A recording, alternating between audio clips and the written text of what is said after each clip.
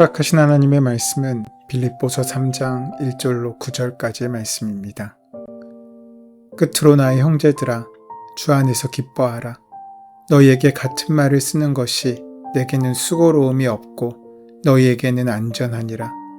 개들을 삼가고 행악하는 자들을 삼가고 몸을 상해하는 일을 삼가라.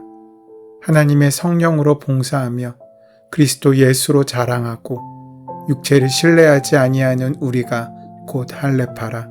그러나 나도 육체를 신뢰할 만하여 만일 누구든지 다른 이가 육체를 신뢰할 것이 있는 줄로 생각하면 나는 더욱 그러하리니 나는 8일 만에 할례를 받고 이스라엘 족속이요 베냐민 지파요 히브리인 중에 히브리인이요 율법으로는 바리새인이요 열심으로는 교회를 박해하고 율법의 의로는 흠이 없는 자라. 그러나 무엇이든지 내게 유익하던 것을 내가 그리스도를 위하여 다 해로 여길 뿐더러 또한 모든 것을 해로 여김은 내 주 그리스도 예수를 아는 지식이 가장 고상하기 때문이라. 내가 그를 위하여 모든 것을 잃어버리고 배설물로 여김은 그리스도를 얻고 그 안에서 발견되려 함이니 내가 가진 의는 율법에서 난 것이 아니요 오직 그리스도를 믿음으로 말미암은 것이니 곧 믿음으로 하나님께로부터 난 의라.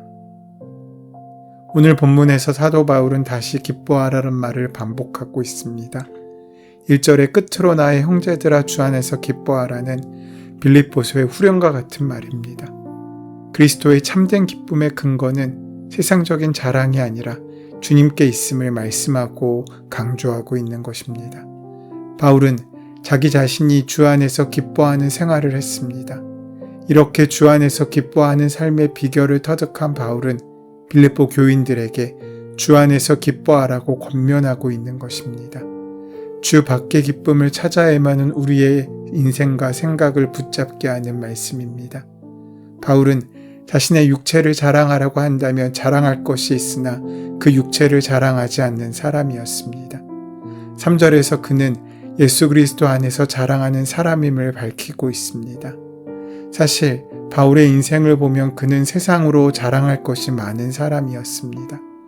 바울은 8일 만에 할례를 받았음과 이스라엘의 12지파 중 하나인 베냐민 지파임을 밝히고 있습니다. 그 이유는 자기 자신이 정통성을 가진 순혈 이스라엘 사람이라는 것을 강조하고 있는 것입니다. 이방인이 개종한 유대인들과는 달리 혈통적으로 흠없는 유대인임을 밝히고 있는 것입니다. 또한 바울은 율법으로는 유대에서 가장 유력한 당파이자 정통파로 인정받고 있는 바리새파에 속했습니다. 이러한 배경을 가진 바울은 과거 대제사장에게 인정을 받아 당시 유대교의 관점에서 이단이었던 교회를 박해하는 데 앞장을 섰습니다. 과거 바울이 교회를 박해했던 이유는 자신이 믿는 율법과 전통에 위배된다고 생각했기 때문입니다. 유대인들의 관점에서 율법의 의는 율법을 지킴으로써 평가되었던 의로움이었습니다. 바울이 여기에 흠이 없다는 것은 바울이 율법을 누구보다 철저히 지켰다는 뜻입니다. 그는 명문 지파인 베냐민 지파에다가 히브리 사람 가운데도 히브리 사람이었고 율법으로는 바리새파 사람이었으며 율법의 의로는 흠잡힐 데가 없는 사람이었습니다. 요즘 말로 하면 스펙이 그 조건이 완벽한 사람이었습니다. 사도 바울은 육적인 자랑을 한다면 다른 사람에게 할 것이 많은 사람이었습니다. 하지만 이런 자랑이 결코 유익한 것이 아니라고 그는 분명히 밝히고 있습니다. 왜냐하면 부활하신 주님을 만난 후 바울은 완전히 새로운 세계의 기준에 눈을 떴기 때문입니다. 그는 그리스도를 아는 지식이 가장 고귀하기 때문에 이전에는 이롭다고 여겼던 무엇이든지 해로운 것으로 심지어 오물로 여긴다고 말하고 있습니다. 그리스도 한 분을 얻었기 때문입니다. 오늘 본문에서 그가 육체의 것을 자랑한 이유는 육체에 속한 것을 자랑하는 율법주의자들의 어리석음을 말하기 위하여 그들보다 훨씬 더 우월한 그의 기준을 이야기하고 밝히고 있는 것입니다. 그러니까 지금까지 말한 바울의 자랑은 오직 율법주의자들의 어리석음을 말하기 위한 방편이었을 뿐입니다. 천천히 생각해보면 이전에 그가 소중히 여겼던 것들은 한결같이 그 자신의 자아상을 강화시켜주는 것들이었습니다. 가문이나 학식, 신분이나 열심, 이런 것들은 세상적으로 보면 소중한 것들이지만 영적으로 보면 사람을 교만하게 만들어 스스로 넘어지게 하는 걸림돌로 작용될 때가 더 많습니다. 신앙이란 그렇게 교만한 자신을 비운 그 자리에 하나님을 모시는 과정이라고 할 수 있습니다. 자랑스러운 것이 많은 사람 속엔 하나님을 모실 만한 공간이 있을 수 없습니다. 부활하신 주님의 빛이 그의 내면에 비춰지는 그 순간 그는 지금까지 소중히 여겨왔던 그 모든 것이 사실 지푸라기에 지나지 않는다는 사실을 깨닫게 된 것입니다. 실제로 바울은 자신의 육체의 자랑을 어떻게 생각하는지를 우리에게 오늘 본문에서 밝혀주고 있습니다. 오늘 본문에서 이와 같은 세상적이고 인간적인 자랑을 그는 배설물같이 여긴다고 하였습니다. 바울은 예수 그리스도를 알고 모든 것을 배설물로 여겼습니다. 바울 사도는 자기의 육체적 자랑을 함으로 못난 것을 자랑하고 다니던 유대인들을 책망하고 있을 뿐만 아니라 이런 것들을 내게 찾아오신 예수 그리스도와 비교해 볼 때 아무것도 아님을 알고 나는 지고에 고상한 것을 얻고 하찮고 오물 같은 것들을 버렸다고 고백하고 있는 것입니다. 다시 말해 바울은 유대인들의 자랑거리가 나의 자랑거리에 비하면 아무것도 아니며 또한 나의 자랑거리는 예수 그리스도에 비하면 아무것도 아님을 예수 그리스도를 발견하고 그의 모든 육체적 자랑을 배설물로 여겼다는 말로 전하고 있는 것입니다. 바울은 어떻게 보면 유대인들이 구하고 있는 그 성공의 모범 같은 모습을 갖고 있었습니다. 하지만 그 모든 구함이 결국에는 아무 소용이 없음을 자신의 경험과 자신의 삶의 모습을 통해 알려주고 있는 것입니다. 그 까닭은 예수 그리스도를 아는 지식이 세상에 가장 고상한 것임을 말해주고 있기 때문입니다. 7절부터 9절까지 말씀을 보시면 그러나 무엇이든지 내게 유익하던 것을 내가 그리스도를 위하여 다 해로 여길 뿐더러 또한 모든 것을 해로 여김은 내 주 그리스도 예수를 아는 지식이 가장 고상함을 인함이라. 내가 그를 위하여 모든 것을 잃어버리고 배설물로 여김은 그리스도를 얻고 그 안에서 발견되려 함이니 내가 가진 의는 율법에서 난 것이 아니요 오직 그리스도를 믿음으로 말미암은 것이니 곧 믿음으로 하나님께로서 난 의라. 우리는 하나님의 자랑이 되어 세상의 복음을 증거해야 될 교회가 오히려 세상의 조롱거리가 되는 참담한 지경에 이르렀음을 보게 됩니다.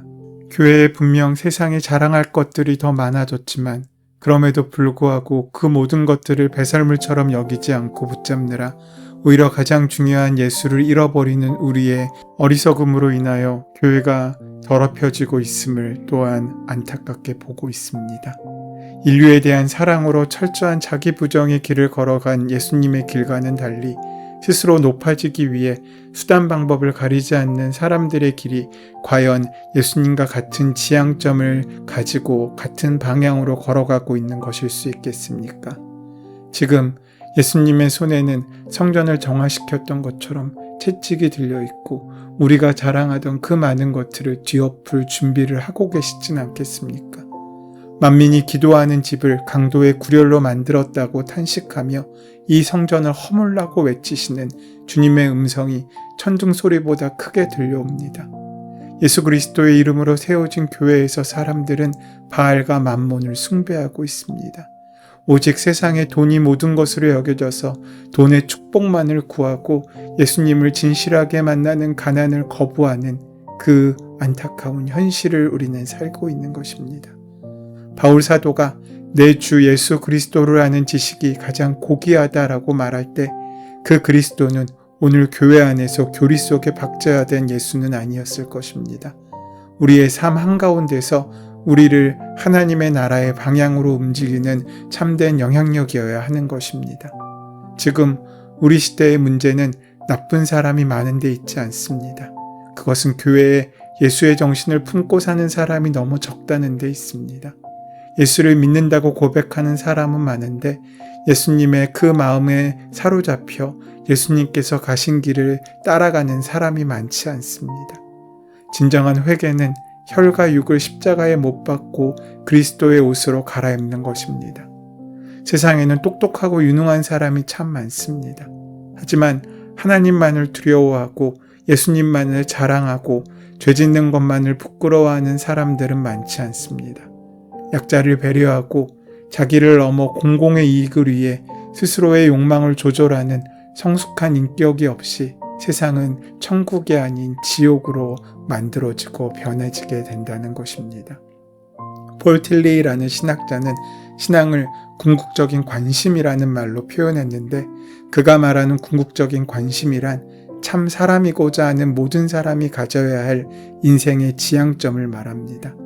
그것은 예수님께서 모든 율법과 예언서의 핵심이라고 하신 말씀, 즉 너희는 마음을 다하고 뜻을 다하고 성품을 다하여 주 너희의 하나님을 사랑하고 내 이웃을 내 몸같이 사랑하라는 말로 요약될 수 있습니다. 문제는 가장 소중한 가치인 이것이 가장 소홀히 여겨지고 있다는 것입니다.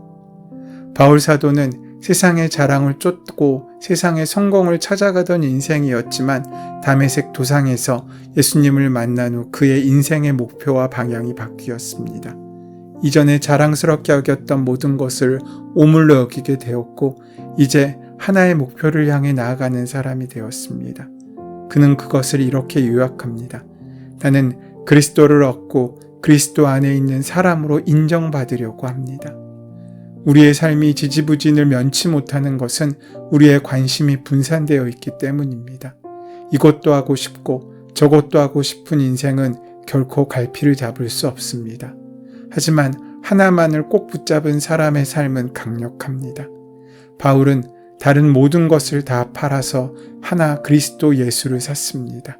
환난과 공고, 박해와 굶주림, 헐벗음과 위협과 칼, 그 어떤 시련과 환난도 바울을 예수님에게서 끊을 수 없었습니다. 그러면서 바울은 로마서 8장 37절에서 이렇게 고백합니다. 그러나 우리는 이 모든 일에서 우리를 사랑하여 주신 그분을 힘입어서 이기고도 남습니다. 이것은 간신히 견딘다는 것이 아니라 넉넉히 이긴다는 말입니다. 세상은 이런 사람들을 감당할 수 없습니다. 물론 이런 고통을 견디는 것이 쉬운 일은 아닙니다. 사람들은 무언가 힘든 일이 생기면 주님 왜 하필이면 저입니까? 라고 불평하며 하나님을 원망합니다. 하지만 참된 하나님의 사람들은 이러한 시련 속에서도 평온할 수 있는데 그 이유는 자신을 종으로 부르신 분에 대한 믿음과 그가 지금 인생에서 하나님께서 서시게 한 그 사명의 자리에 서 있다는 확신이 있기 때문입니다. 그리스도를 알기 전까지 바울은 율법을 따라 살려고 노력했던 사람이었습니다. 그는 도덕적으로나 종교적으로 나무랄 데 없는 사람이었습니다. 하지만 그의 영혼에는 평안함이 없었습니다. 율법이 그의 외부에 있었기 때문입니다. 하지만 그리스도가 그의 마음에 오신 후 율법은 바깥이 아니라 그 안에 있게 되었습니다. 하나님의 뜻이 가슴에 심겨진 말씀이 되었고 그 법을 행하는 것이 부담이 아니라 기쁨이 되었습니다. 그는 더 이상 자기의 의를 구하는 사람이 아니라 하나님의 의를 구하는 사람으로 거듭나게 된 것입니다. 바울은 예수님을 만나 예수님을 인격적으로 알게 되니 과거에 자신이 알았던 지식과 경험, 지위와 경력 그 모든 것들이 아무것도 아님을 깨닫게 된 것입니다. 물론 과거의 모든 것이 무가치할 수 있겠습니까? 복음을 위해 겸손하게 활용한다면 그것은 큰 가치가 있을 수 있습니다. 그런데 바울은 예수님을 아는 지식이 이 세상의 어느 것보다 비교할 수 없을 정도로 고차원적이고 은혜롭기에 이전의 것은 다 해로 여기는 것이 마땅하다고 생각했습니다. 우리는 어떻습니까? 예수를 알기 전에 모든 것이 현재의 신앙생활에 전혀 도움이 되지 않고 오히려 해가 된다고 생각하십니까? 바울은 주님을 위하여 과거에 자신이 추구하며 가졌던 그 모든 것을 다 버렸습니다. 그 모든 것을 그냥 버린 것이 아니라 배설물로 여겼습니다. 배설물을 그 곁에 두는 사람은 없습니다. 멀리합니다. 아무 가치 없는 것으로 여기고 그것에 미련을 두지 않습니다. 우리가 자신의 지식과 경험, 지위와 경력, 심지어 가진 물질과 돈을 배설물로 여기지 못한다는 것은 예수님을 아는 지식이 바울 사도처럼 고상하지 못하기 때문이지 않겠습니까? 그리스도를 안다는 말은 그에 대한 정보를 많이 수집했다는 것이 아니라 예수님의 심정으로 세상과 사람을 대하게 되었다는 말일 것입니다. 그 마음으로 세상을 살아갈 때 우리가 구했던 그 모든 것들을 배설물로 여길 만큼 존귀하고 귀한 은혜의 축복을 우리에게 허락하실 것입니다. 그 은혜를 다 만나고 누리시는 저와 여러분 되시기를 소원하고 축원합니다. 은혜의 주님, 하나님께서 허락하신 것을 내 것인 줄 착각하며 살지 않도록, 그래서 우리의 자랑거리를 배설물처럼 여길 수 있도록 늘 주님과 연합한 자로 살아가게 하여 주시옵소서. 예수님의 이름으로 기도드립니다. 아멘. 이제 오늘 이 아침 우리에게 허락하신 본문의 말씀이 오늘 나에게 주신 하나님의 음성으로 만나지기 위하여 오늘 본문의 말씀을 깊이 묵상하시고 함께 기도하는 시간 가지도록 하겠습니다. 함께 기도합니다.